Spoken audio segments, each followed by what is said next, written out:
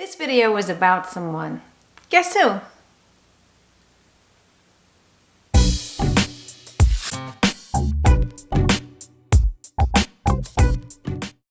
It is getting close to that time of year where everybody is going to be celebrating the holidays and going out to restaurants. And although we all love it to be a perfect world, it's not. This past season, I worked in the hospitality industry, and I wanted to make this video on how not to act at a restaurant. Don't be rude to the hostess. She may be telling you about some rules, or maybe there's not a table available, but don't yell at her. Chances are she didn't make these rules and management did, and she's just reinforcing them. And she probably hasn't peed in about 7 hours or hasn't eaten because maybe she's working a long shift. And I guarantee that she is not making enough money to take your job. And please, for the love of God, don't peer over her podium where she has all the reservations. Don't start pointing at things and saying you were here first and when's the table gonna be available? Well, how long is it gonna take? You said 15 minutes, 20 minutes ago. If it's the holiday season or a Saturday, be prepared to wait, especially if you didn't make a reservation. People who have reservations are going to be taking before you. Don't say, why is there a reservation sign on that, but I saw this other person go before me and this and that. Don't question the hostess. And also, just don't switch seats after you're sat down. There is a method of how we arrange the seating, and it has to do with the servers. So if you're going to get up or if you want to change your seat, just let us know, because we also sometimes designate certain tables for a certain amount of people. If it's the holidays or it's a Saturday night, just make a reservation. It's going to be 2020. You can do this online. It's very simple. If you see the place is packed, don't ask every 5 minutes, when is your food coming? It's a packed place. When you get home from work and let's say you have children or a spouse who keeps saying, is it ready yet? Is it ready yet? Is it ready yet? You had a busy day, you got started late. I know you're paying for a service, but come on, you gotta be a little understandable. So, if your kid is yelling at you, is it gonna be ready yet? Is it gonna be ready yet? Don't you wanna snap? We can't snap because God forbid, because then you're gonna give us a bad review on Yelp. So just don't do that. If you live in an area that has a climate that will allow outdoor seating, don't just sit down. Just don't. Would you just sit yourself down indoors? The same policy is applicable outdoors. You have to be seated. And again, if you see someone going ahead of you, they probably had a reservation. Say it with me, reservation.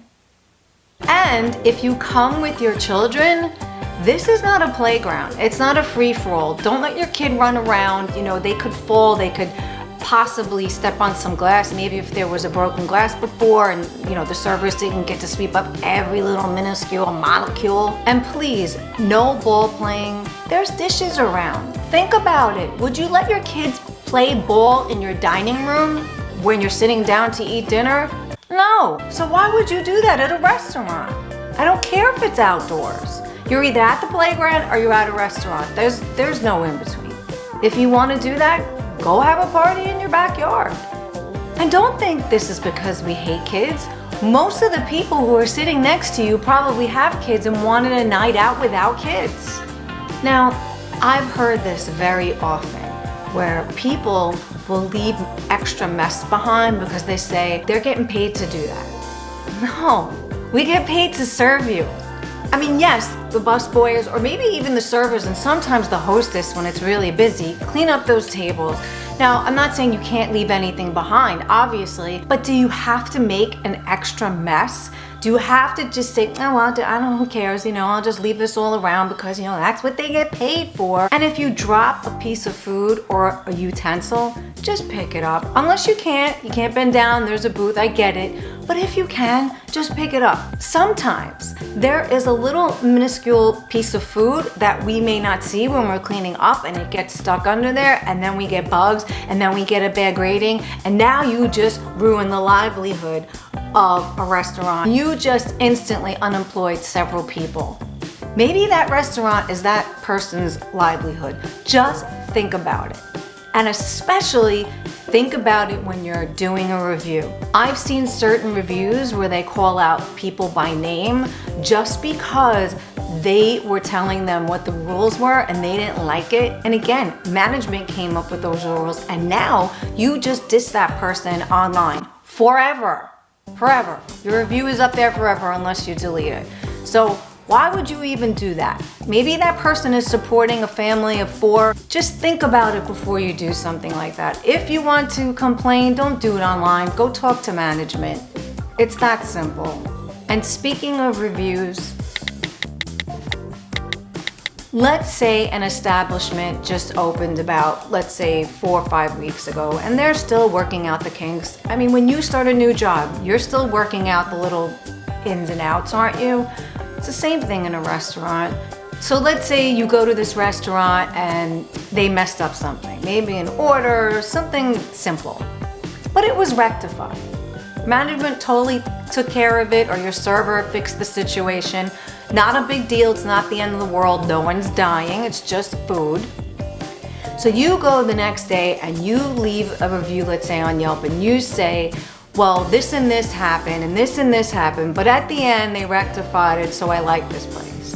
Chances are all the people are gonna see, and I don't know why people only see bad, but they do. They're gonna say, oh, I'm not gonna go there, look at everything they did. I know they fixed it, but you think it wouldn't bother them and they'd still go, but it does bother them. I'm gonna give you an example of everyday life. Let's say your spouse or your partner does something really wrong to you. They had a bad day, so they took it out on you.